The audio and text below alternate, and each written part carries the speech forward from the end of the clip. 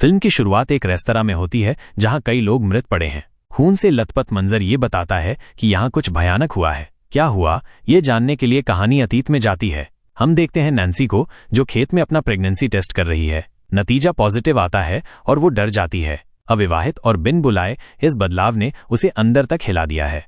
रास्ते में उसकी कार का पेट्रोल खत्म हो जाता है तो वो पैदल ही जाने का फैसला करती है। तभी उसे बॉबी मिलता है, रेस्तरां का एक कर्मचारी जो अपनी साइकिल पर था।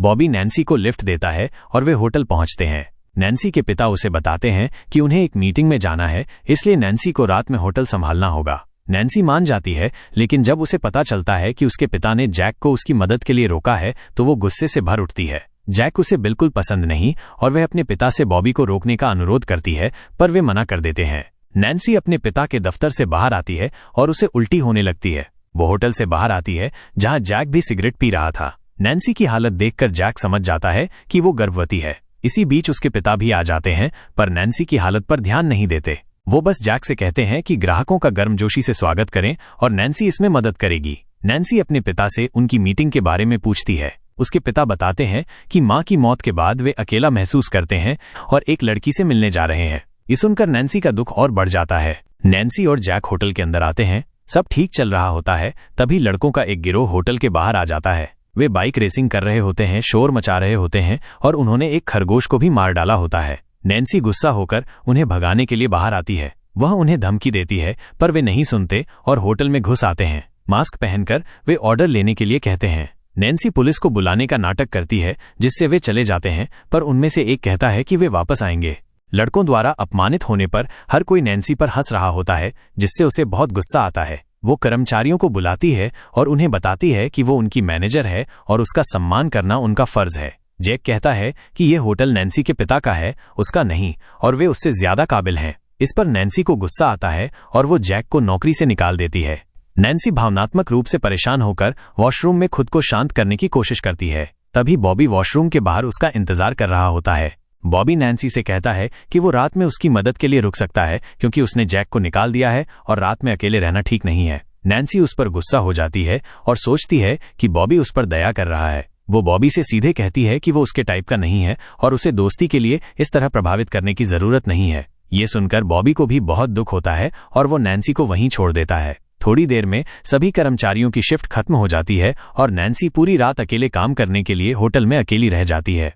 नैन्सी पहले सफाई करती है और फिर कोई ग्राहक न आने पर वो अपने पिता से फोन पर बात करना शुरू करती है। वो उन्हें बताती है कि उसने जैक को निकाल दिया है क्योंकि उसने उसका अनादर किया था। उसके पिता परेशान हो जाते हैं कि नैन्सी पूरी रात अकेली रहेगी और उसे सतर्क रहने और किसी भी समस्या के बारे में तुरंत बताने के लिए कहते हैं। नैन्सी को डर नहीं लगता। वो संगीत बजाती है और आनंद लेते हुए काम करना शुरू कर देती है। लेकिन ये आनंद तब तक रहता है जब तक वो दोपहर में आए गिरोह को अपने होटल के बाहर नहीं देखती। उन्हें देखकर उसे गुस्सा आता है और वो स्पीकर में घोषणा करती है, यहाँ से जाओ, अगर तुम नहीं जाते तो मैं पुलिस को बुलाऊंगी।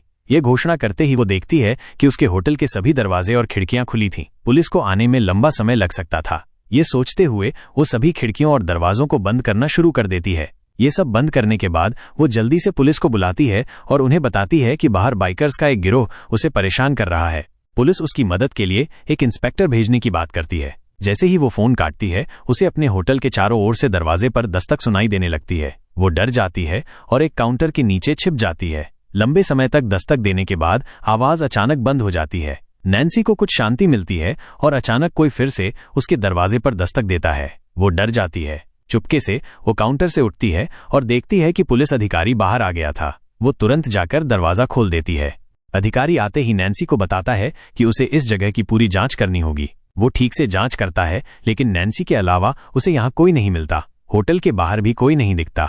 जांच के बाद वो पुलिस को रिपोर्ट करता है कि उसे यहाँ कोई खतरा नहीं मिला है और ये संभव है कि ये एक लड़की का मतिभ्रम है। उसके डर को दूर करने के लिए वो थोड़ी देर के लिए लड़की के साथ रुकता है और नैन्सी से अपने लिए कॉफी बनाने के लिए कहता है।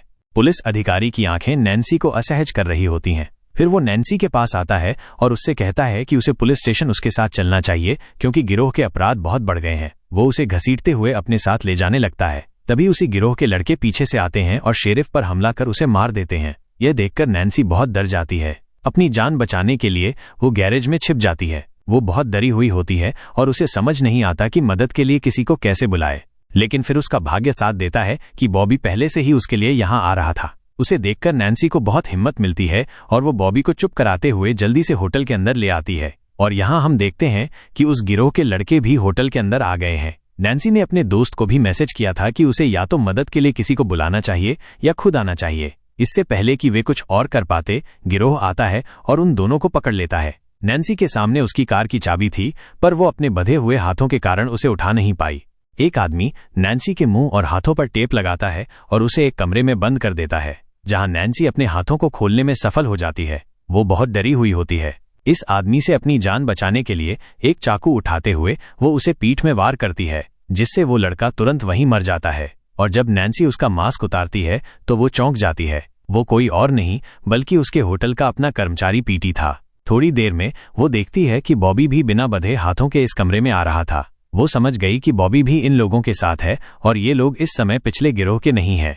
दरअसल वे उसके होटल के कर्मचारी हैं जो उससे बदला लेने के लिए यहाँ आए हैं। बॉबी, जो उसका दोस्त था, वो भी इन लोगों का सदस्य बन गया था क्योंकि आज उसने बॉबी का भी अपमान किया था। अब यह जानने के लिए कि वे यहाँ क्या कर रहे थे, दृश्य फ्लैशबैक में जाते हैं। हमें जैक को दिखाया जाता है जो अपनी नौकरी खोने के कारण बहुत गुस्से में था। वो किसी भी कीमत पर नैन्सी से बदला लेना चाहता था। वो सभी सहकर्मियों को घर छोड़ देता है, जिसके बाद वो पीट को लेता है और उन युवा लड़कों के गिरोह के पास जाता है जो आज दोपहर उसके होटल से बाहर आए थे। वो वहां जाकर अपना चाकू निकालता है और एक गिरोह के सदस्य को घायल कर देता है, जिससे गिरोह के सदस्य डर जाते हैं। फिर जैक एक गाना बजाता है और सभी को अपनी धुन पर नचाता है, जिसके बाद वो पीट पर बंदूक तान देता है और उसे यहाँ लड़कों को मारने के लिए कहता है। पर पीट यह काम नहीं कर सका, इसलिए लड़कों को भागने का मौका मिल गया। जैक पीट को रात में रेस्तरां में मिलने के लिए कहता है। लड़के भाग जाने के बाद वो लड़कों के मास्क और कपड़ों के साथ वहां से बाहर आता है और रात में अपने अन्य सहकर्मियों से मिलता है। वो उन सभी से कहता है, मैं जानता हूं कि नैन्सी ने तुम सभी को चोट पहुंचाई है। हर कोई नैन्सी के प्रति गुस्से से भरा था, इसलिए हर कोई उसका समर्थन करने के लिए सहमत हो गया। बॉबी जैक की योजना में शामिल हो गया क्योंकि उसे लगा कि जैक नैन्सी को ज्यादा से ज्यादा डराएगा, उसे चोट नहीं पहुंचाएगा। पहले इन लोगों ने नैन्सी को डराना शुरू किया और जब नैन्सी ने वास्तव में पुलिस अधिकारी को बुलाया तो पहले ये लोग छिप गए और फिर खुद को बचाने के लिए उन्होंने मिलकर पुलिस अधिकारी को मार डाला। इस समय बॉबी जैक की योजना में शामिल होने के लिए चला गया और उसने अपना मास्क उतार दिया और नैन्सी की मदद करने चला गया, क्योंकि वो कहीं न कहीं नैन्सी के प्रति सहानुभूति रखता था। उसे नैन्सी पसंद थी। दृश्य फिर से वर्तमान में आते हैं, जहां नैन्सी ये सब जानने के बाद बहुत गुस्से में थी। इस समय नैन्सी द्वारा हमला किया गया पीट घायल था। ये लोग उस लड़के को उठाते हैं और उसे होटल के अंदर ले आते हैं। अब वे योजना बना रहे थे कि वे पीट की जान बचाने के लिए मदद के लिए किसी को यहाँ बुलाएंगे, पर वे किसे बुलाते, कौन उनकी मदद कर सकता था? ये एक पुलिस मामला था। यहाँ हम देखते हैं कि बॉबी ने नैन्सी की कार की चाबी देखी, जिसे उसने उठा लिया। उसने बॉबी को भी नैन्सी का पीछा करने के लिए कहा, पर बॉबी ने इसके बजाय जैक पर हमला किया और उसके चेहरे पर मुक्का मारा। दूसरी ओर हमें नैन्सी के पिता को दिखाया गया था, जो नैन्सी के बारे में जानने के लिए फोन कर रहे थे, पर होटल में कोई भी कॉल नहीं उठा रहा था। नैन्सी का पीछा करने वाले लड़के पर नैन्सी बहुत चालाकी से उबलता हुआ गर्म पानी फेंकती है, जिससे उसका पूरा चेहरा जल जाता है और वो लड़का एक पल में जलकर मर जाता है। अब वो चुपचाप वॉशरूम में आती है, जहां उसने देखा कि बॉबी घायल था। उसकी मदद करने के लिए वो मेज के नीचे से चुपके से उसकी ओर बढ़ने लगती है। उसी समय उसका दोस्त इस होटल में आया। नीचे से बॉबी उसे अपनी कार की चाबी देना चाहता था ताकि नैन्सी खुद को बचा सके। नैन्सी का दोस्त ये सब देखकर घबरा गया और अपनी जान बचाते हुए यहाँ से भाग गया। नैन्सी को भी अपनी कार की चाबी मिल गई। मौका पाकर वो जैक की आंखों से बचते हुए होटल के दरवाजे से बाहर भागी, पर तभी जैक ने उसे पीछे से दौड़ते हुए पकड़ लिया। उसके बाल पकड़कर वो उसे पीछे से पीठ में चाकू मारता है और फिर वो उसके शरीर को भी होटल के अंदर ले आता है। जैक को लगा कि अब सब मर चुके हैं और वो जीवित है। वो अपने सारे कपड़े उतार देता है और तुरंत पुलिस को बुलाता है, ये दिखाने के लिए कि उसने अभी अभी ये सब देखा है और वो इसमें शामिल नहीं है। उसे लगा कि ऐसा करने से वो शहर छोड़कर नया जीवन जीना शुरू कर देगा, पर उसे कहानी में ट्विस्ट का पता भी नहीं था। नैन्सी अभी भी जीवित थी। उसने हिम्मत से अपने पेट से चाकू निकाला और खुद को बॉबी तक घसीटती है, जो मर चुका था। उसने बॉबी के मृत शरीर को देखकर बहुत रोया, क्योंकि वो ही एकमात्र ऐसा व्यक्ति था जो उसकी बहुत परवाह करता था। नैन्सी के दिल में बदले की आग थी। उसने हिम्मत की और अपनी कार में बैठ गई। वो गाड़ी चलाकर जैक के घर आई। उसने जैक के दरवाजे पर दस्तक दी।